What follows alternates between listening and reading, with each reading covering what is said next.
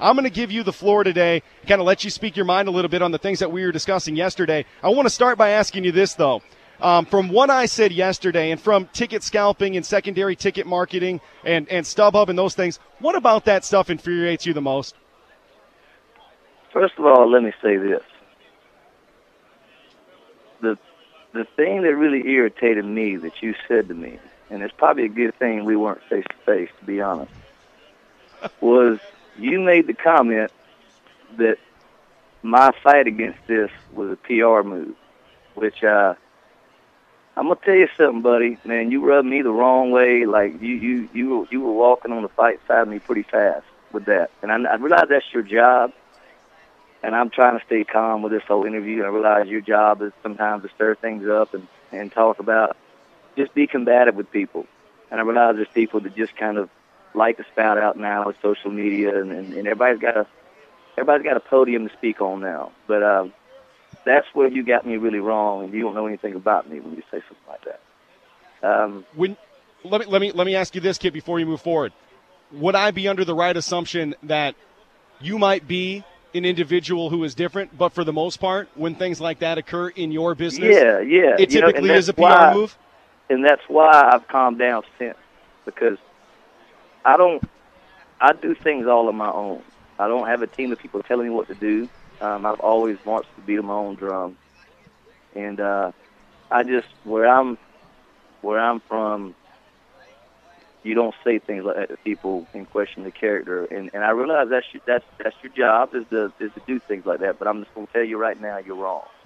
That's my call. And I'm going to say this. And you also compared one of your comparisons with my line of work. You brought the free market society of buying and used cars and that kind of thing. And, once you sell your car, the used car lot has the right to sell that car for, whatever they like to. But you couldn't be more far off in making a comparison, because there's used car lots all around the world, all around the country. And there's a dime a dozen Chryslers, a dime a dozen Jeeps, this and that. And I'm only coming through Chicago one time this next year. I'm only coming through St. Louis one time. And it's going to be a sought-after thing. So here's my thing, and I just want you to listen to what I'm saying. I have grinded my ass off for 11 years, 12 years trying to get to where I'm at now. It's actually been longer than that, as far as like really going after this thing. I've honed my craft. I've slaved over my craft. I've lived in pretty much, some dire conditions, very, poverty line, couldn't keep my lights on, traveling around the country, playing every crap dive you can think of. And now I've all of a sudden built a name for myself with all the hard work I've done over the years, and you think that it's okay. And here's another thing. I fought with my agents, with my management, with everyone, with keeping these tickets at an affordable cost for people like my dad that I grew up going to Braves games. And we could afford to sit in the high seats, which we never could now for the way we grew up.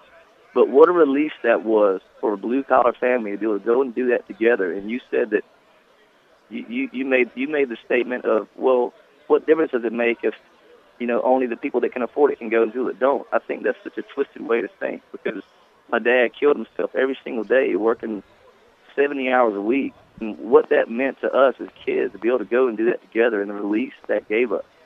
So that's what I'm trying to fight for, and that's the people I'm trying to fight for. So now I've dialed back all my production. I've dialed back all my costs. I'm not making near as much as you think I am, and I'm trying to make an affordable ticket. And then all of a sudden these scalpers find out that it's a hot show and that they're selling out fast. And they have ways and means with their computer systems to get tickets quicker than anybody else. And you're telling me that it's okay after all the work that I've done over all the years to finally get to this position, and I'm fighting for these people, and that it's okay for some weasel behind a computer to get on there and take my $45 ticket and turn around and sell it for $150 and do it that fast and buy 20 tickets? You're telling me that's okay. If you're telling me that's okay, then I don't feel like you stand for anything, man. Let me ask you this, Kip. When we go on, and since we've had this conversation yesterday, many people have sent me links on different stories in regards to secondary markets. One thing I did receive was from Live Nation. I'm guessing, obviously, your promoter there with some of your concerts, and showed me a link where a $70 ticket premium seat for you is on Ticketmaster right now through a legitimate Ticketmaster site, where it's $150 to get into the premium seat. I have no information further. I would like you to explain that to me, just because that's what something was sent to me. Listen to me, bro. See, that's when you need to get your facts right. I'm on tour with another guy right now. I don't set any of those things. This is my first tour in the fall, so I'm getting to set the price. Okay, I'm out with Tim McGraw right now. I have no say-so in those kind of things. This is my tour in the fall, so I'm getting to call the shots. And there's been people that have pushed back on me, but I'm trying to do all I can. And I realize that once this thing gets bigger, Tim McGraw's production is huge. So for him to cover those costs, yeah, the tickets have to be a little higher. But I'm going to do all I can, even when I do get to that level, hopefully, to keep things down somehow. Gas has tripled.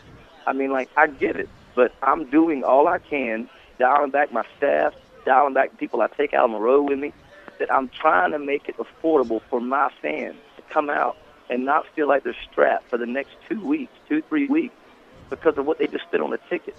And I'm trying to give people an intimate experience instead of going in and playing a 4,000-seat arena. I'm going in and playing a 2,000-seat theater and charging a ticket like that, where I can give people this experience. It's all for the fans, man. I mean, like, they've built me, so that's what I'm fighting for.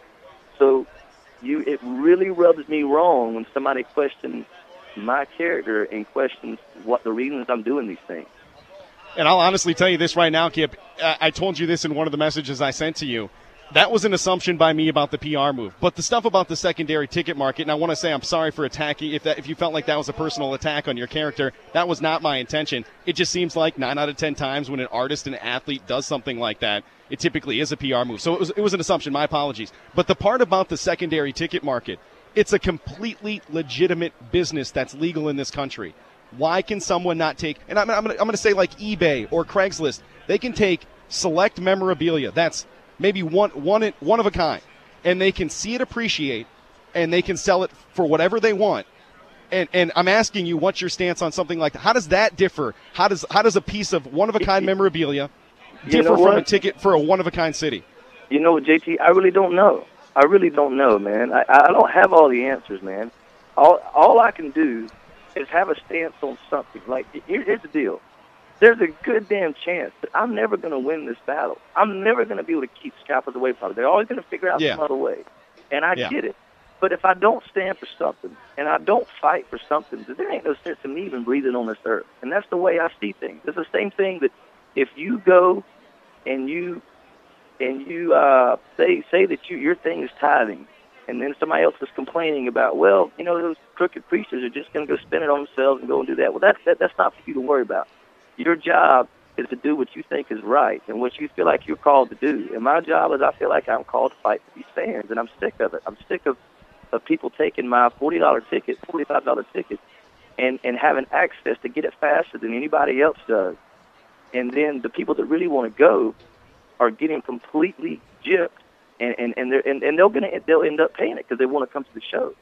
And it's not right. I know that you made the comment that you said, well, you're still making money. What does it matter? That's not the way I see things.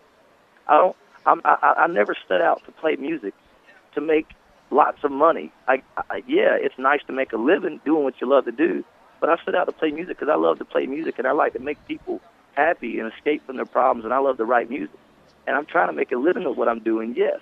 But I'm not trying to get filthy rich off of these people. Like, I'm trying to give them something special that they can take home and that they can carry on throughout the week and feel better about the whole week, man. That's my whole thing. And when those scalpers take their opportunities and go on that show, man, it burns me. It rubs me really wrong, man. And I have to stand for something, or like I said, man, that's just the way I am. I'm passionate, and I'm a fighter, and that's what I'm going to do.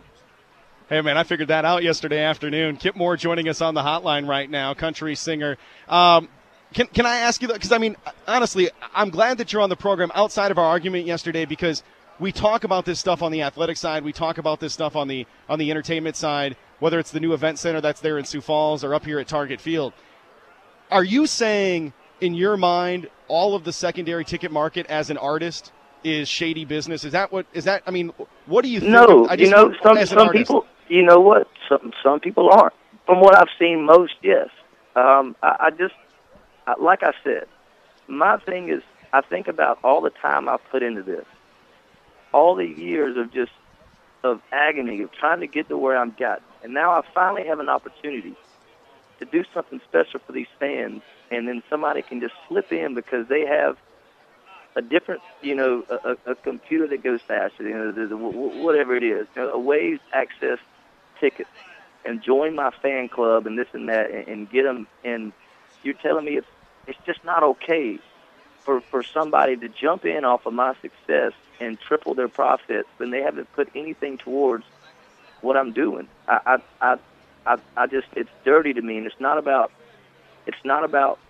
me. It's about the people that want to be there are now deprived of the chance to get to come to my show, and that angers me because I want them there. I want the people that know the record, and maybe they're working some construction job and they're making minimum wage and they're saving up to get it, and then that happens to them.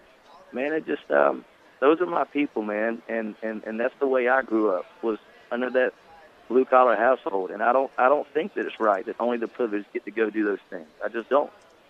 And I told you yesterday as well. I grew up in a middle class home. My mom was a single parent, and we missed out on a lot of different things. But you know what? It was just, I figured, I always just say that's just life when it comes to it, and that's where I think we differ, because after we had the conversation, my mother's up here for the MLB All-Star stuff, and she paid more than face value to go tonight.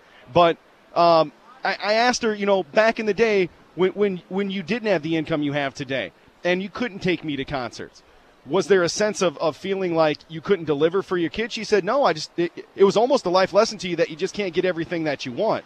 And I think that, what? And real quick, Kip, and I was just going to say, I wonder, do you feel there's any differences for like these fans that are all out in front of us right now trying to get into the All-Star stuff? Is there a difference from you as an artist versus athletes and tickets being sold more on that market? Or are you solely saying just because it is your concert, that's why you feel you need to have ownership over the ticket price? I think it's slightly different, yes. But to go to what you said, yes, life is unfair. But if I can be the one person that can provide those people with something, that's what I'm going to try to do. I get it. Life can always be unfair. I get that. But I am in the position specifically to affect what happens with my show. So regardless of baseball games, football games, the Luke Bryan show, a Toby Keith show, whatever, I'm not, whatever. I'm trying to affect my show and people that can come to my show. And I'm going to fight for those people because I want them to have a chance to go. So that's just where I stand on it, man. Hey, Kip, I appreciate your honesty, man. Can we talk about something that we actually have common ground on?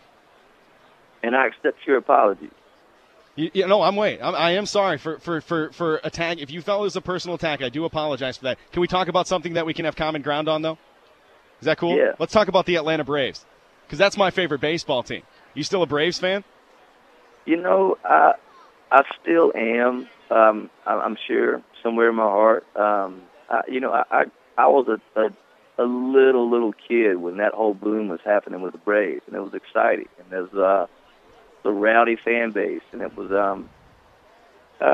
it doesn't feel that passionate, a lot of times anymore when you go to those games, and I've kind of lost touch, with watching a lot of the games. So I'm still a Braves fan at heart, but my most passionate years were watching those John Smoltz teams and Maddox and those guys. Yeah, that's when I grew up, too, old Fulton County Stadium. My father actually lives in Greenville, South Carolina. He used to take me to games down there as well, so I know those grounds as you do as well. Hey, Kip, you know what, man? I appreciate your perspective. Again, like I said, if you felt like it was a personal attack, that was not what I was trying to do. I know we are still on the opposite ends of the spectrum, but I wanted to tell you thanks for coming on the show today. Oh, you bet. I want to say one more thing on one of the comments you made about people now that can't go into the All-Star game because they don't have the money. And I get it. Yep. I get it. But I think about talking to those New York fans when the Rangers were going deep into when they went to the Stanley Cup. And all the diehard fans that were supporting that team for that whole year. And it's the same thing with my fans. It's the same damn thing. they have been grinding through me with all these clubs and these sweaty bars, and they're trying to still see the rise and come to the shows.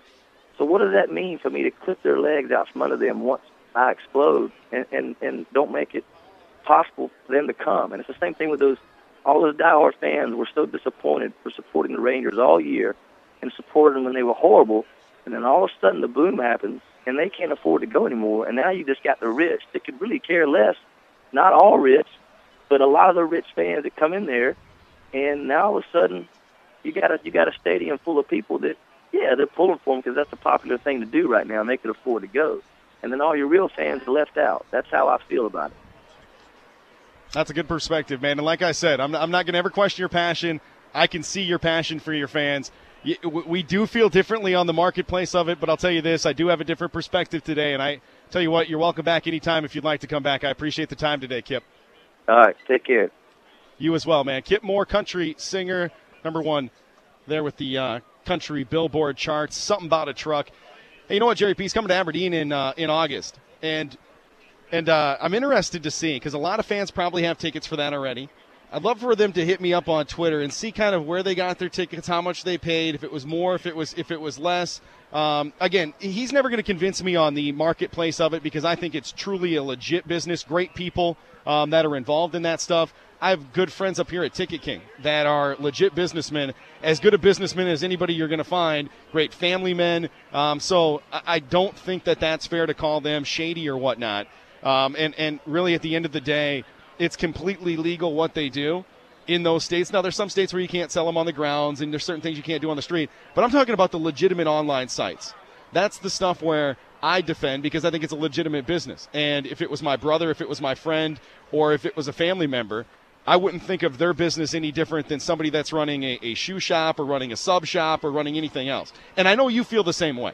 Well, there's a lot of different ways that you can go about also selling a ticket. If he really is that passionate about it, get off of Ticketmaster. I know he might not have full control about it, but if he truly wants the people of, like, let's just say Aberdeen to go, then open up the tickets strictly in Aberdeen. Make the people go up to that box office, Jeff. Let them purchase it. Give them a wristband. Make the name match everything else, if that's how you really want to combat it. But if you continue to put it on Ticketmaster, who knows? The fact is, he's going to have a sold-out show, and if he walks out onto that stage and he's able to look and say, that guy right there paid over, then all the power to him. But I don't know how you really can tell that. And, hey, it's a fight that everybody will keep spinning and going in circles. They're not going to win. Nobody's ever going to win. But, I'll tell you this. Nobody's technically wrong. He is a different breed than the average star. Because, honestly, everyone else, 9 out of 10 people, man, are about money. Okay? And you can tell he is a different breed. The passion in his voice, you can obviously tell that that's not what he's all about. Like I said, I assumed it's a PR move when I said that yesterday. Not a personal attack. I didn't say anything vulgar towards him or anything of that nature. We legitimately had a heated conversation via Twitter. But you know what? To have him on the program and let him speak his mind any day, anytime. Very good stuff. Kip Moore, ladies and gentlemen. You can get him on Twitter at Kip Moore Music. We'll take a quick top of the hour break. ESPN 99.1.